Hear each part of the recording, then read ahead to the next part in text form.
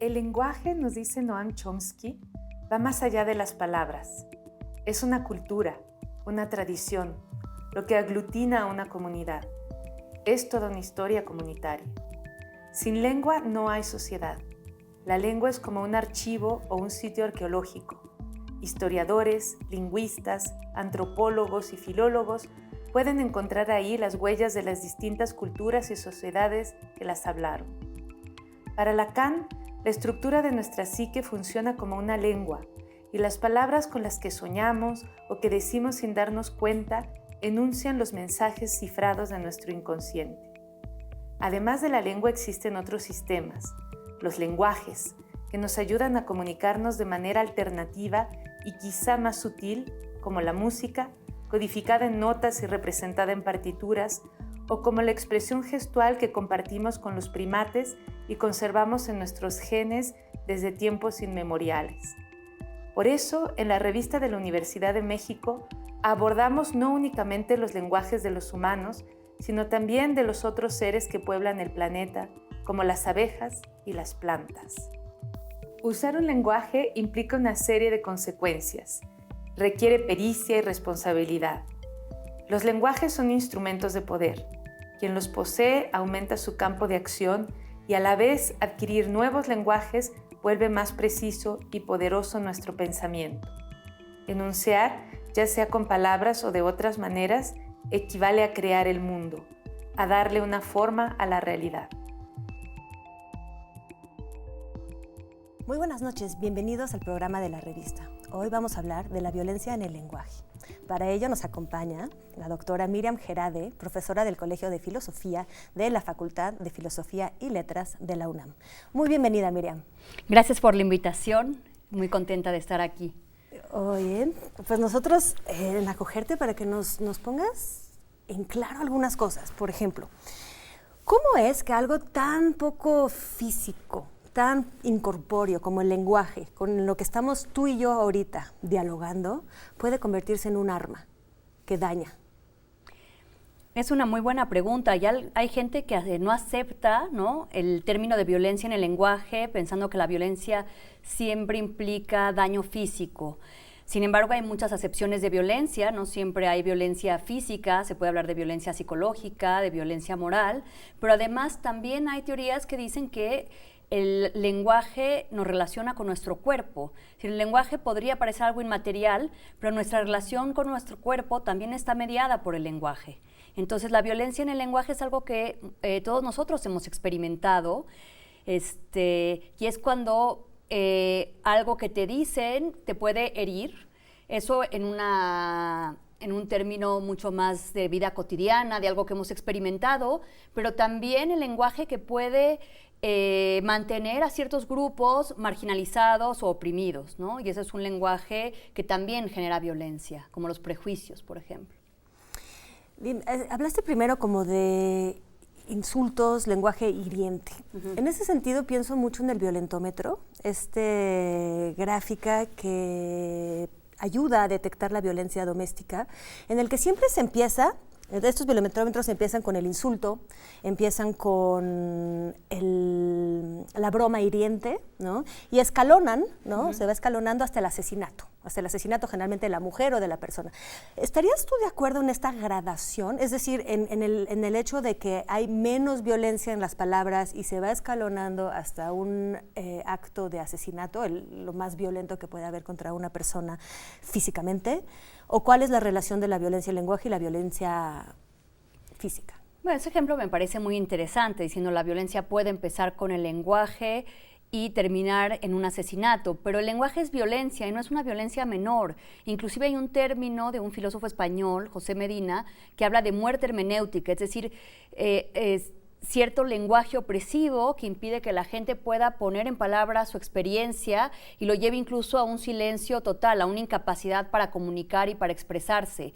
En ese sentido, no sé cómo se puede agradar la violencia, pero no creo que la violencia en el lenguaje y el silenciamiento sean menores o no produzcan una cierta muerte, aunque sea metafórica, de ciertos sujetos.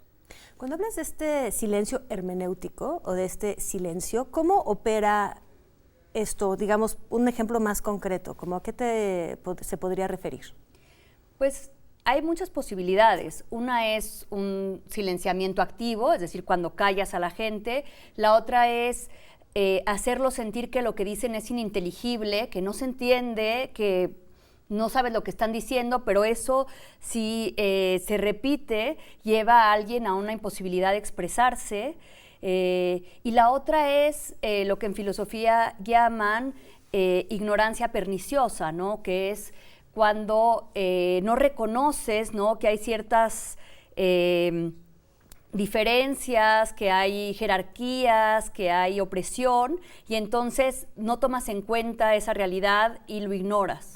Por ejemplo, ¿sería algo así como la violencia intramarital en ciertos medios? Por ejemplo, la violencia intramarital es un muy buen ejemplo porque durante muchos años eso no se reconocía, se decía que era una contradicción en términos, ¿no? Que si estabas casado no podía haber violación. Más que violencia, por ejemplo, la violación intramarital tardó mucho en ser reconocida. Y eso también es la posibilidad del lenguaje de hacer que una experiencia pueda ser comprendida, ¿no? No silenciada, que es lo que estamos viendo con los casos, con el Me Too, de testimonios que están siendo escuchados, ¿no?, y que antes eran silenciados, pero también de que eso tenga consecuencias y que pase a la jurisprudencia y que se reconozca que puede haber una violación intramarital. Por supuesto. Entonces, lo que estamos diciendo es que el silencio, que es en vez de las palabras, en un contexto lingüístico, puede ejercer violencia. Es una de las armas más potentes de la violencia, tanto el acallar, tanto en el sentido de lo que no se nombra no existe. Y no puedes tener conciencia de cierta violencia que puede ser ejercida en contra de ti si no tiene un nombre, ¿no? Que puede suceder también ciertas violencias de Estado contra los pueblos indígenas, ¿no? Ciertos despojamientos. Es decir, tú no puedes llegar a la justicia, lo estás mencionando, si no puedes nombrar la injusticia que te está siendo hecha. Definitivamente.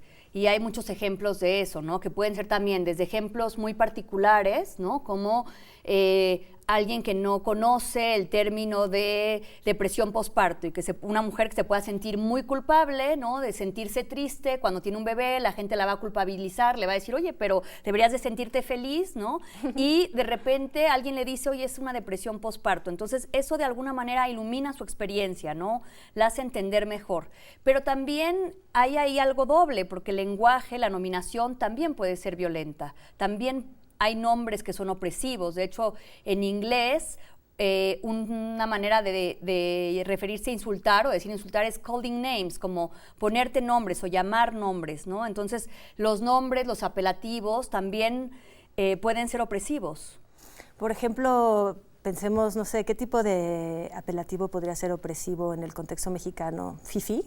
Fifí o chairo, esa dicotomía, ¿no?, que además de que se usa de manera peyorativa en los dos casos, también a mí me parece que, por ejemplo, el peyorativo de chairo está ciertamente racializado. Si uno ve ciertos comentarios, y hay más cosas detrás, no nada más es quienes apoyan una visión política o quienes están de acuerdo o no cuestionan las políticas de la presidencia, ¿no?, sino que también hay una idea de que no saben, no tienen conocimiento suficiente, no saben pensar, ¿no? Y bueno, ahí hay toda una serie de prejuicios, ¿no?, que están mediando este apelativo. Pero bueno, chairo y fifí es como muy evidente que son peyorativos, ¿no? Pero no, porque a ver, chairo está siendo recuperado de alguna manera. O sea, hay gente que se quiere chaira porque no quiere ser fifí.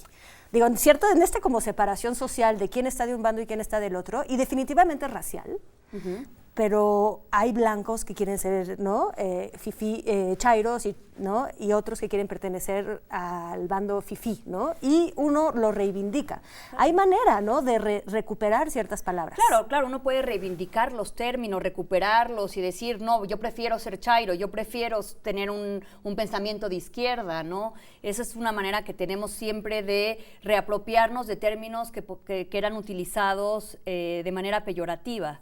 Judith Butler hizo algo así, ¿no? Muy famoso. Sí, con el término queer que quería decir rarito, o era, digamos, utilizado de manera peyorativa contra la población gay, y ella lo retoma justamente para mostrar que también tenemos una agencia con el lenguaje, que podemos hacer algo con él. Nosotros vivimos dentro del lenguaje, no es algo que nos venga de fuera. Entonces, el hecho de decir teoría queer, digo, hoy hay departamentos en los Estados Unidos que tienen departamentos de queer studies, hay revistas de queer studies, entonces ella retomó un término peyorativo y lo metió a la academia, ¿no? Y bueno, eso siempre hacemos con el lenguaje. Sí, ¿no? Porque queer era como el raro, era completamente despectivo, el deforme, el que no sabías exactamente qué era, y hoy es la bandera de muchísima gente. Entonces podemos recuperar, lo que dices es muy interesante, porque no es tanto la violencia que ejercen ciertas palabras en sí, sino el valor que les damos, ¿no? Entonces cuando es un valor peyorativo, la persona lo sufre, pero hay manera de recuperarlo, ¿no? Podemos recuperar chairo, podemos recuperar naco, podemos recuperar un chorro de palabras dándoles otro valor.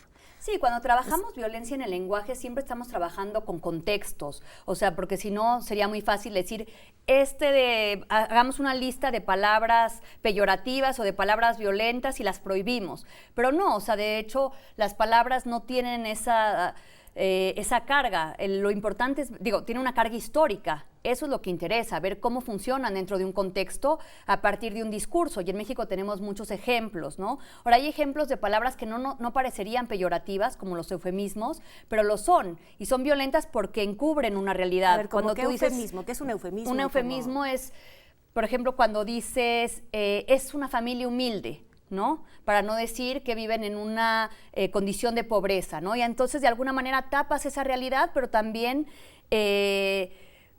quitas una responsabilidad, ¿no? Entonces de alguna manera lo embelleces, es una casa humilde, es una familia humilde. Déjame pensar en otros. Bueno, hay muchos en cuanto...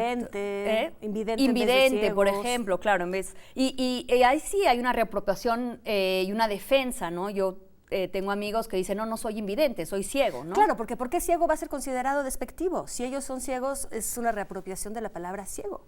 Oye, hay un caso más que pienso en el contexto mexicano de un silencio que tiene que ver con eufemismo y creo que es otro mecanismo. Veamos, la última letra del alfabeto, ¿no? Z, fue silenciada por miedo en una gran parte del norte de México, ¿no? Se decía los de la última letra. ¿Cómo opera ahí ese silencio? La violencia, digamos que ya no opera desde el lenguaje, sino opera sobre el lenguaje. O sea, se agarran un pedazo, según yo, me tienes que decir, agarran unas cosas, agarran la palabra Z, para significar los Zetas, y ya no se la quitan a la población, ya no la puede usar. Sí, pero eso es lo mismo, es decir, no es por quitar una palabra que los zetas ya no van a existir, no es por dejar de decir chairo o naco que vamos a terminar con el clasismo mexicano, ¿no? Eso es una manera de decir, bueno, utilizamos siempre metáforas, metonimias en el lenguaje y entonces dices los de la última letra del alfabeto. Lo que hay que tener cuidado es en no creer que es la palabra misma, sino es todo el contexto de comunicación lo que está siendo violento. De acuerdo. Oye, Miriam, nos vamos a ir a una pausa y vamos a regresar con más sobre el silenciamiento de las lenguas, la violencia hecha sobre las lenguas mismas, ¿estás de acuerdo? Y la posibilidad de justicia. Muchas gracias. Sí. Volvemos en un momento más, por favor, no se vayan, no se digan cosas feas y violentas. Ahorita volvemos.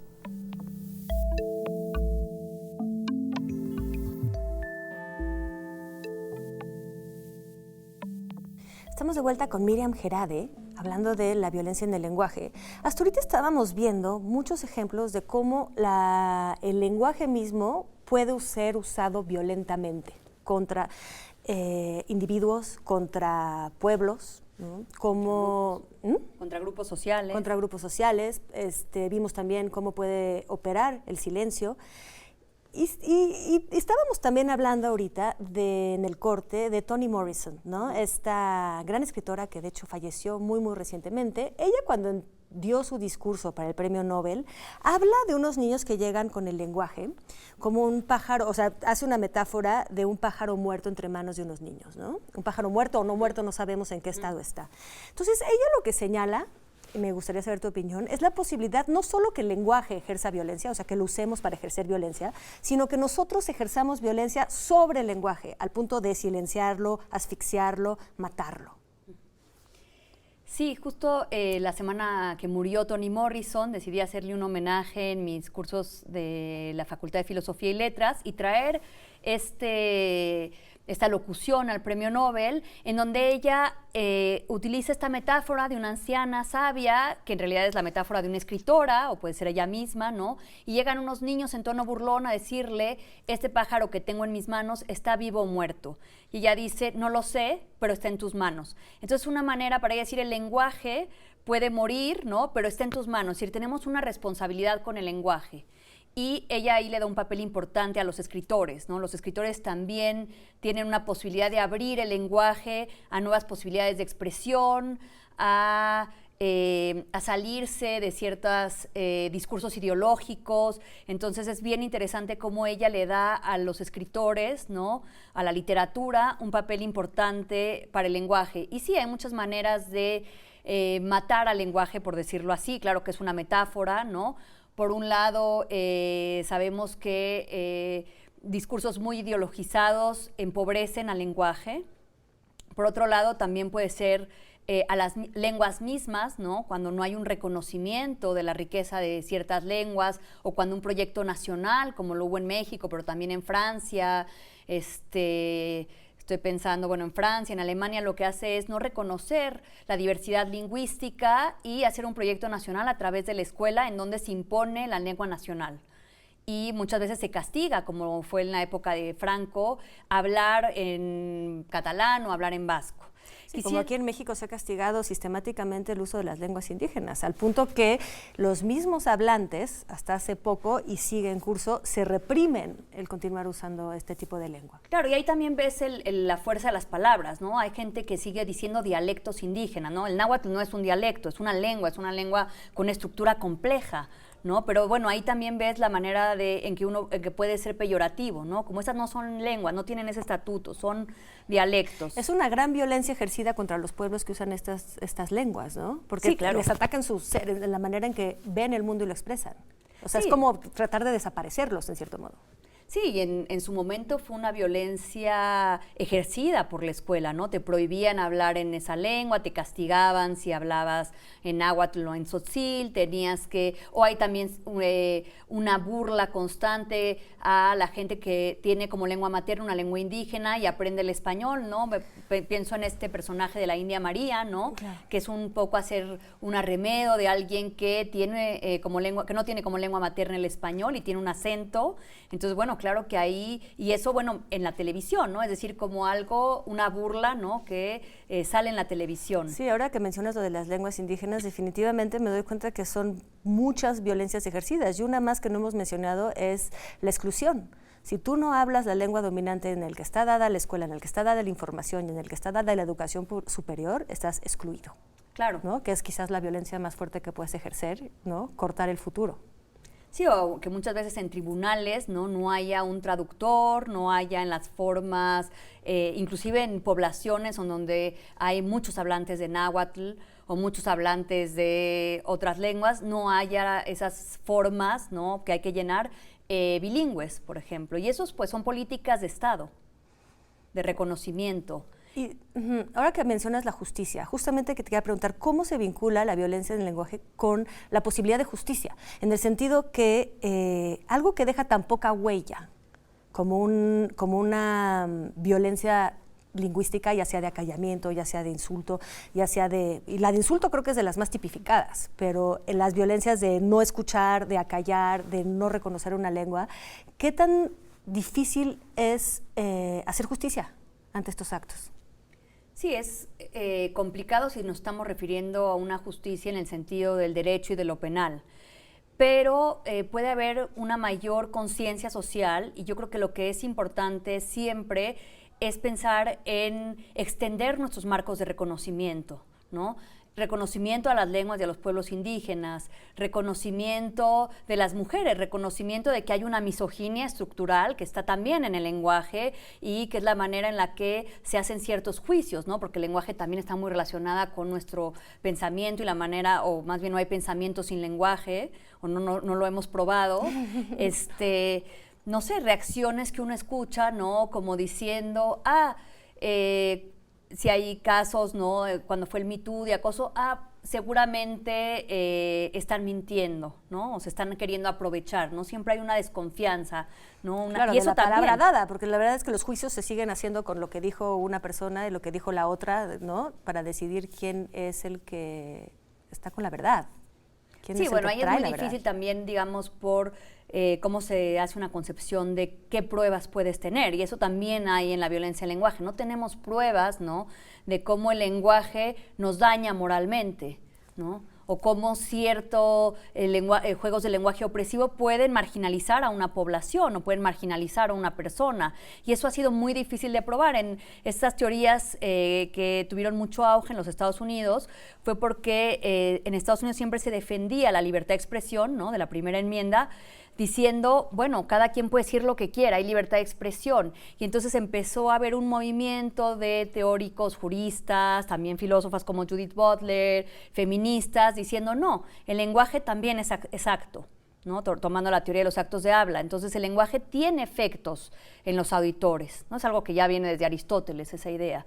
Y entonces ahí cambia, porque no lo estás juzgando nada más a partir de que cada quien diga, porque solamente lo dijo, ¿no? Sino, no, está haciendo algo, ¿no?, está teniendo un efecto a quien se lo dice. Claro, eso es muy difícil de probar. Sí, veo que entiendo el problema de la justicia, de la manera de reparar ese tipo de daño, la manera de perseguirlo. Hace rato mencionaste algo a lo que me gustaría volver, que es el asunto de una lengua empobrecida, que es más violenta. ¿Por qué, mientras más pobre, dirías que la lengua violenta más a los individuos y de qué manera, o sea, por qué? Sí, me gustaría, porque traje un párrafo de Toni Morrison, digo, para hacerle el homenaje y para recordarla, una gran escritora, que justo lo que hizo también fue darle lugar en la literatura al habla de los negros en Estados Unidos, ¿no? A sus idiomatismos, a su color, ¿no? Y fue muy importante que le dieran el Nobel. Y nada más voy a leer una parte del discurso que les recomiendo mucho leer, se encuentra fácilmente en internet.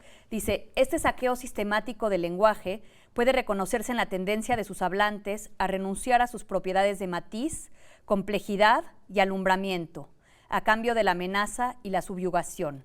El lenguaje opresivo hace más que representar la violencia, es violencia. Hace más que describir los límites del conocimiento, limita el conocimiento. Ya sea el oscuro lenguaje estatal o bien el pseudolenguaje de los insensatos medios de comunicación, ya sea el orgulloso pero calificado lenguaje de la academia o bien el lenguaje de la ciencia impulsado por los productos, ya sea el pernicioso lenguaje del derecho sin ética o el lenguaje diseñado para el extrañamiento de minorías que expone su expoliación racista en su tupé literario. Debe ser rechazado, transformado y puesto en evidencia. Aquí habla precisamente de eso, ¿no? De la falta de matiz, de lenguajes cooptados y vueltos rígidos, ya sea por política, ya sea por los medios de comunicación. ¿Crees que ese es un peligro en México? Pues yo creo que es un peligro general, ¿no? En México o en el Estados Unidos de Trump o en la Alemania hitleriana, ¿no? Es un estudio de un filólogo judío, Viktor Klemperer, que durante el Tercer Reich fue llevando notas de cómo él veía que la lengua del Tercer Reich, el lenguaje se empobrecía y se iba haciendo ideológico y justo iba perdiendo matices, porque los matices lo que nos permiten es tener pues una mayor perspectiva, es ampliar nuestros marcos de reconocimiento. Por eso también Toni Morrison dice, limita el conocimiento, ¿no? Y limita también, a mí me parece, nuestra capacidad de empatía, nuestra capacidad de reflexión. Entonces, claro que hay una manera ahí Viktor Klemperer parece que diría, hay por un lado de la política una violencia hacia la lengua alemana, no quiere decir que la lengua alemana se haya quedado empobrecida para siempre, también hay quienes han dicho que poetas como Paul Celan, él mismo lo dice en su alocución a otro premio, cuando escribe El Meridiano, y dice la lengua alemana, ¿no?, tuvo que traspasar, ¿no?, la oscuridad y el silencio, ¿no?, para poder volver a comunicar y para poder volver a decir. Entonces es otra vez este papel que tienen los escritores, que dice Toni Morrison, de abrir la lengua a nuevas posibilidades de expresión. Pero sí, creo que cuando es una sociedad dinámica, consciente, lo que hay también es que todo el tiempo se están creando palabras, memes, chistes también para contrarrestar, ¿no? Hay una contraviolencia también. Sí, Víctor Klemperer en ese libro que recomiendo mucho, ¿no? La lengua del Tercer Reich, habla mucho de esta lengua vuelta a un eslogan político, ¿no? Entonces ya no te puedes salir de repetir como las mismas cosas y al final pensar todos las mismas cosas, ¿no? Muy poco espacio para la libertad. Muchísimas gracias, Miriam. No, gracias a ustedes por recibirme aquí en TV UNAM. No, fue riquísimo esta luz sobre pues todo lo que implica el lenguaje, puesto que somos lenguaje, ¿no? Y cómo podemos lastimarnos, cómo podemos expresarnos, cómo podemos pues expandir o disminuir, ¿no? La visión del mundo y la experiencia. Muchas gracias, Miriam. Muchas gracias a todos ustedes. Nos vemos la próxima semana con un último programa de lenguajes. Muchísimas gracias.